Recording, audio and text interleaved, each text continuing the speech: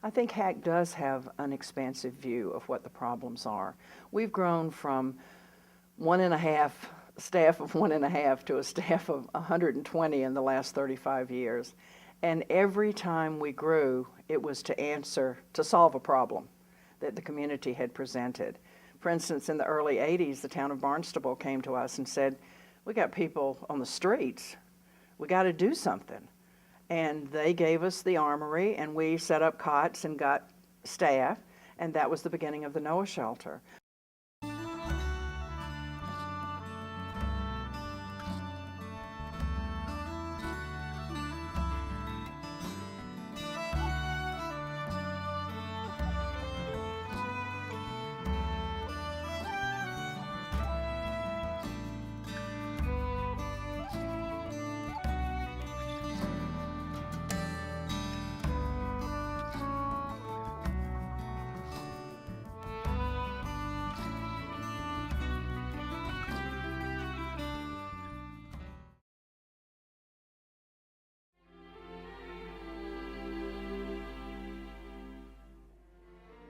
My father has multiple sclerosis, and I was living with him, taking care of him as a personal care attendant, and we got him a spot at the Boston home, which is a nursing home for multiple sclerosis patients. And it was the best place for him to go, but I lost my job and my home all in the same week. So yeah, it was really hard. I miss him a lot, but it was what was best for him. And then finding me a spot afterwards was kind of hard because I didn't have, other than, you know, working in a kitchen before, I didn't really have any other experience with other stuff. So this program changed my life completely, actually. Before the program, I really had no direction and no idea what I was going to do with my life. And when I got into this program, it gave me every sense of pride and that I could do and accomplish something. And now I'm heading off to college for culinary because of the program. So I would have never thought I could do that without this program. This gave me every self-esteem I've ever needed. It was probably the best thing that ever happened to me. Bad things do happen in life, but how I react to them defines my character and my way of life, you know. I think that people would really want to donate to Noah because it's their community that they're helping. I was part of the community, and I ended up at Noah never thinking that I'd ever end up there, but I ended up there, and I could really have used some help from some people, and the more the help, the better we are. The faster I get out of there. If they hadn't donated, I would have never gotten into the program that I'm in, so appreciate it. The Noah shelter is the only shelter on Cape Cod for individuals, both men and women. It was opened in 1986 after spending 2 years at the Hyannis Armory. We did it in response to a community need and to the town of Barnstable asking us actually if we would do this. And so it's been opened for those almost 25 years to 365 days of the year providing this service. It provides breakfast and dinner. It has a day program that helps people get jobs and links people up with other services as well. What the goal of the facility is to keep people safe, both in terms of the elements, the weather, and in terms of the kinds of crazy things that go out on the street when you have no real place to live. And so the hope is they can come here and begin to get that first little step up to get on with their lives. It's limited what you can do working out of a homeless shelter. Obviously, the stereotype of people in homeless shelters is a powerful one in our society. It's hard when you don't have a regular home. It's hard to have a family. It's hard to have a regular job.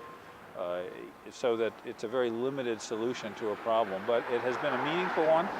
No one has died at the Noah shelter in all of those years, which may not sound like much, but it's really an accomplishment because a lot of the people here are quite sick when they come here. They sometimes have alcohol and drug problems, sometimes have mental health issues as well, and so there's a whole caretaking element to what we're doing here to keep this densely populated facility safe. The shelter is located almost in downtown Hyannis, which is both good and bad. It's good because it's close to services. It's very easy for people to get here. It's very central in terms of police and rescue and so forth, which are used here fairly frequently. But it's bad in the sense that it impacts downtown Hyannis in some ways more than we'd like. but it is what it is, and it's a very successful and useful facility.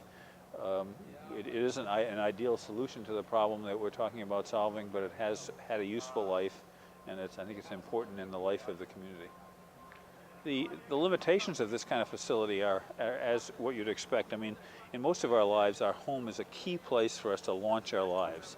You know, we get home at night, we lock the door, and we begin to regenerate for the next day. And we do some positive things, we do some things to relax, we have family activities, kids do homework, and so forth. Almost none of that can happen here because people, for one thing, don't have a guaranteed bed here at night. They have to come each day for the most part and see if they can stay here. And then they don't have privacy. They don't have a place to, for the most part, to leave their things. Now, there are exceptions with incentive programs to all of these things, but by and large, this is not a safe and secure place to call home. It's a bed at night, it's a shower, it's a meal, but the rest of it is up to you. And so if you picture organizing your life where you don't have any permanent place to organize it from, and I organize my life in the evening at home and during the day in my office and where I work.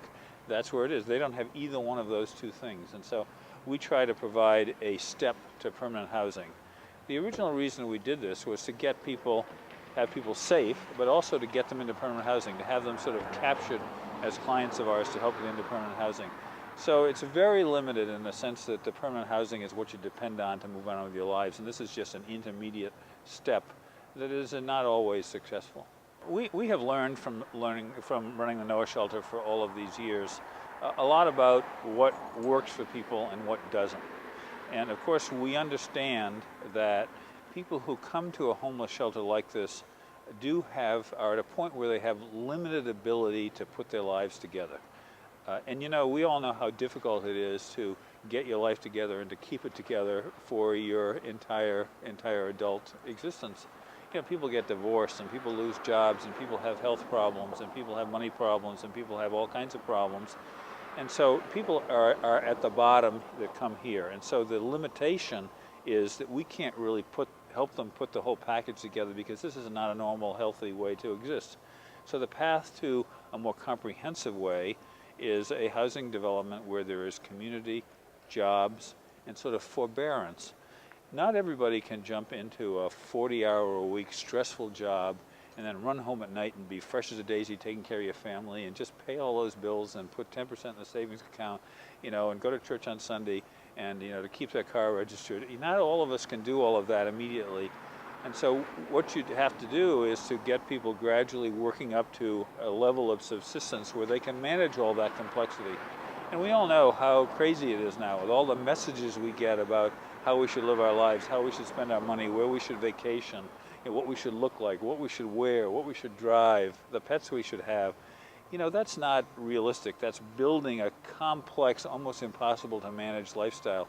The people here can't do that yet, as many people can't quite do. And so we try to get them to a point where they can get a job, and maybe they can't get there at 9 o'clock every morning, but you work with them and make that a gradual transition. They take on responsibility gradually rather than all at once, and build up the confidence that they've never had before. Many of them didn't build up confidence in childhood. They didn't have the encouragement, the support. They didn't necessarily do well in school. They may have had alcoholic parents. They may have had no parents. And so it's quite a step for a lot of people to leap to that successful first rung of the ladder that we all say is essential to survive in our society.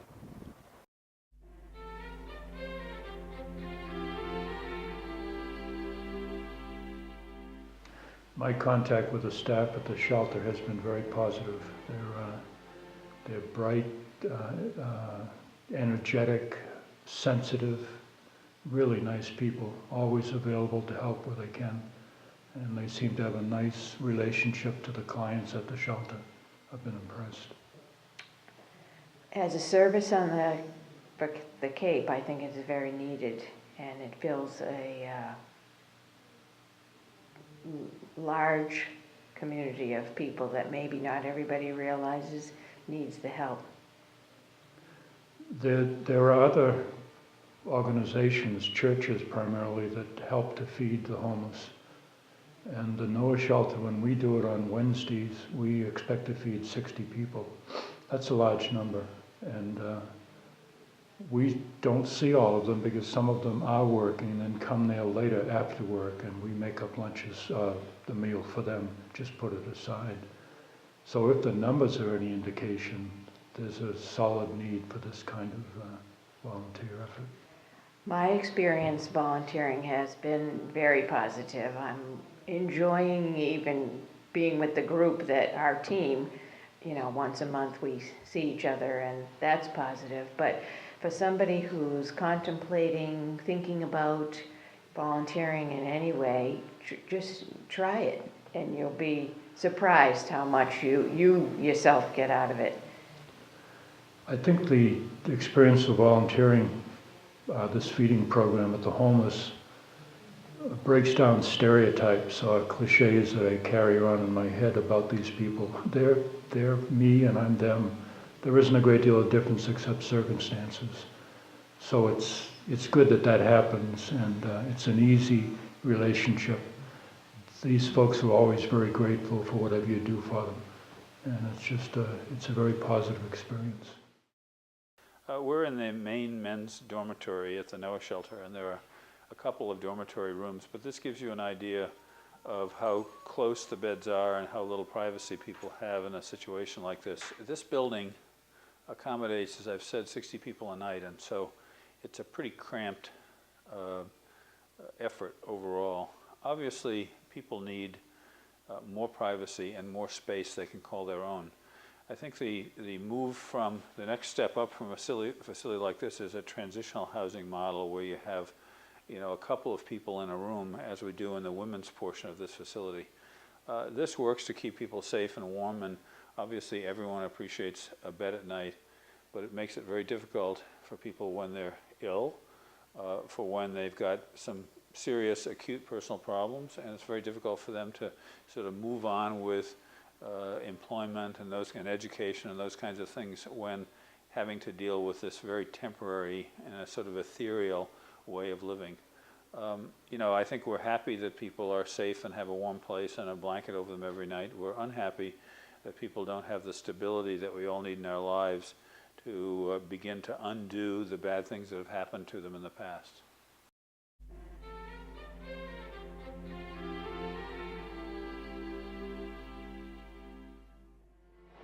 I'm Dolores Balmer. I'm here at Our Lady of Victory in Centerville, in Massachusetts. I'm Fred Boomer, same place.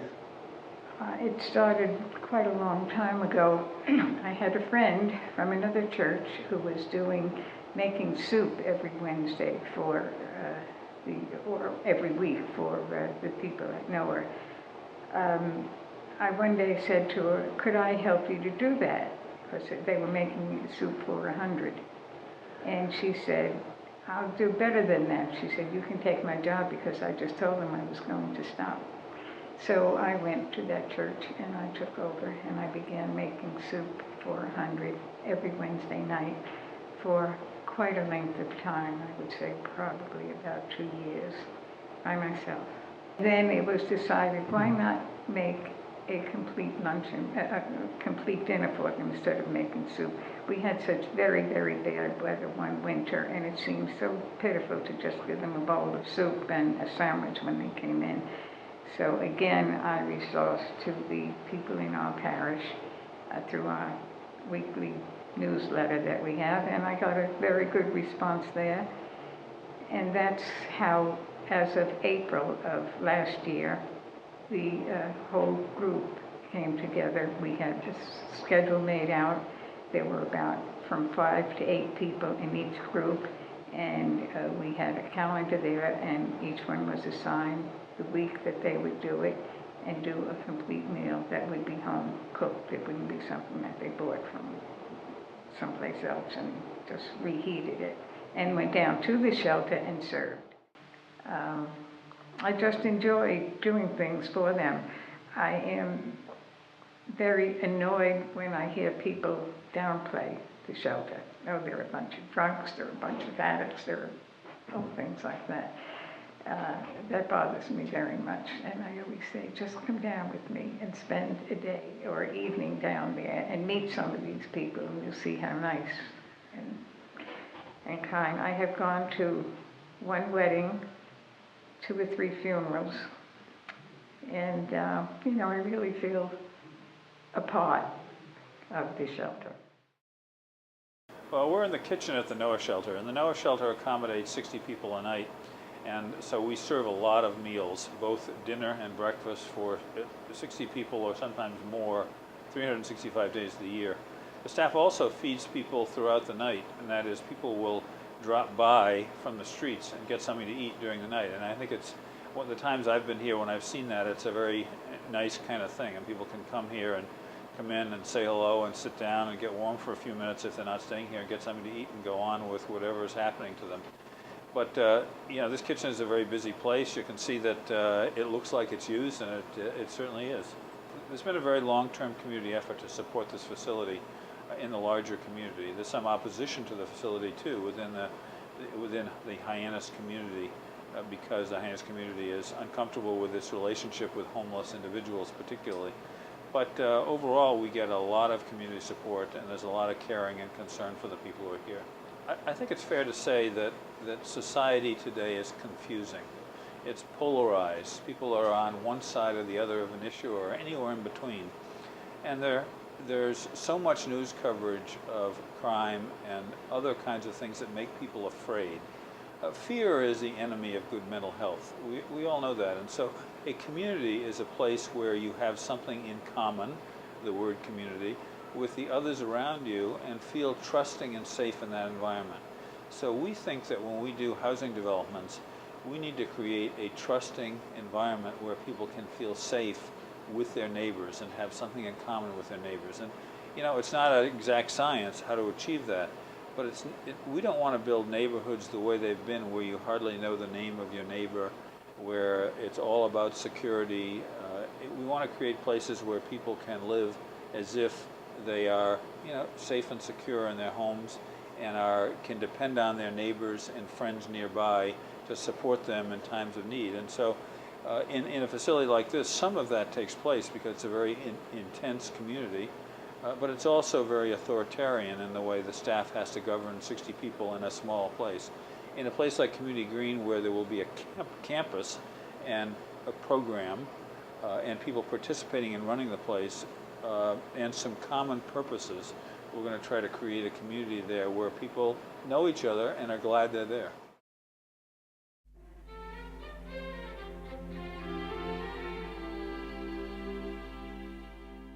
Actually, I saw it in the bulletin board that they needed help serving dinners for the homeless.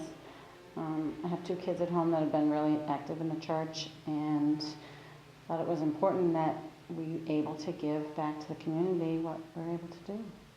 And contacted Cheryl, who's my good friend, and we decided to get this group together of people, friends of ours that are actually outside of the church. A lot of them are outside of the church, and came together with a group of 13 families that help with feeding Wednesday nights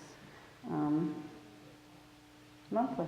When we started this group, we decided because there were people outside of the church, we needed to come up with some sort of name. And we call ourselves Neighbors Feeding Neighbors, because it could be any one of us at any moment. And so I think that when we go, I know I'm kind of the social butterfly. I like to go and interact with everyone. So as people are serving, if it's slow, I'll kind of go out and talk and find out what's going on since the last time I was there. I think it does definitely break down the stereotypes. When I started, I just thought any one of these people could be my mother, brother, sister, son. You know, we all can hit on hard times, and you know, you just look at it. It's definitely broken down stereotypes, because you just look at somebody so differently and say, "Wow, I'm glad I can help," and you know, hopefully it's working. I've been amazed by what they do, and the people that we're serving, they appreciate it so much, and that's what's so great. And for us, I notice they appreciate what the kids are doing for them. Mm-hmm. So, you know, the kids might make a little rock and paint something inspirational on it, and they carry it around their pocket. And so next time we go, you know, they did that over the summer, and I have people who still pull out the rock out of their pocket to show me that they're still holding on to it. So I think that it's just precious. You know, you got a group of friends, get together. We enjoy getting together, so we're getting together as friends. Taking A that big time group, out. taking the time out of our busy lives to get together and keep our friendships and involved, and then get involved in the community. And I think it gives a great support for us, our children, and the same for Noah. I think that it benefits all of us to be able to be involved in something like this. It really does, and I think trying to go out and volunteer, I know everyone's so busy, and to be honest with you, with our little group, I don't think there's a busier group of people I've ever seen, with multiple kids and multiple sports programs and all the activities that they're in. You can always find the time to take out of your day, and that's why we do it every other month because of that reason, and try to do some other things on the side. But I think trying to be a good role model for your kids, you're bringing up the next generation that you want to continue to do the volunteering. So I think it's been wonderful, and I really would recommend anyone doing it, especially with your children. It's such a great bonding experience.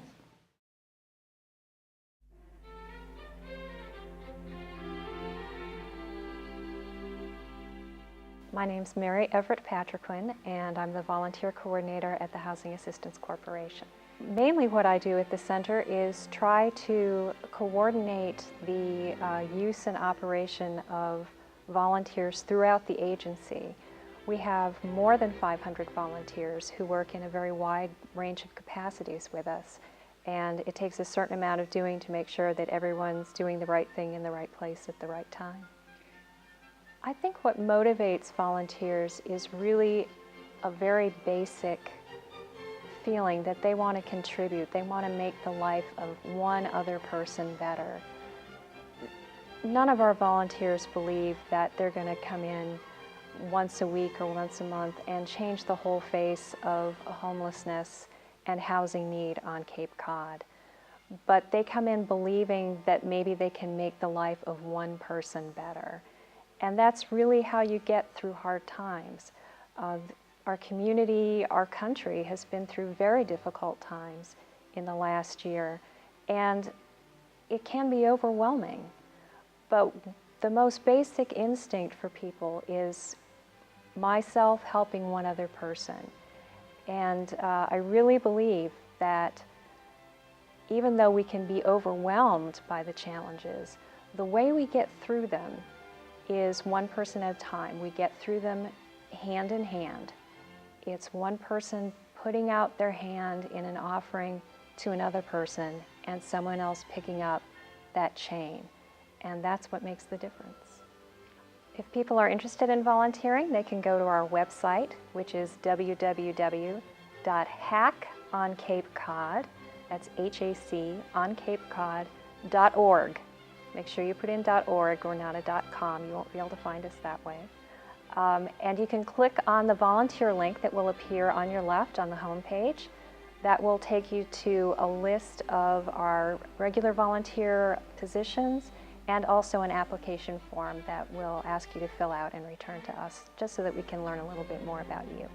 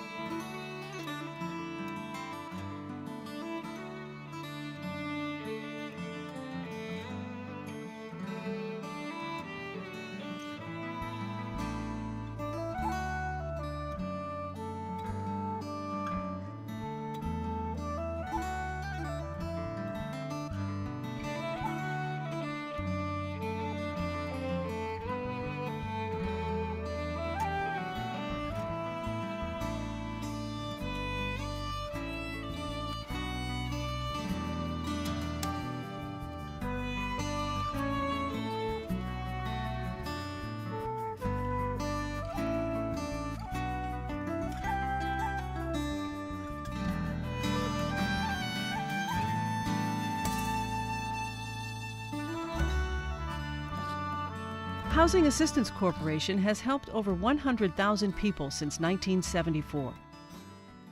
In just 1 year, HAC conducted 339 single-family energy audits to reduce electrical use, weatherized 200 single-family homes, provided housing guidance and services to over 5,000 people, assisted 599 households with mortgage foreclosure and reverse mortgage counseling, sheltered 229 families, which included 335 children, served 547 different homeless women and men at the Noah Center, prevented almost 500 families, including over 1,000 children, from becoming homeless, administered 935 rental subsidies for families, elders, veterans, and disabled clients, paid $8 million in rent annually to landlords, 70% of whom are local, and with the help of over 500 volunteers, served 43,800 meals.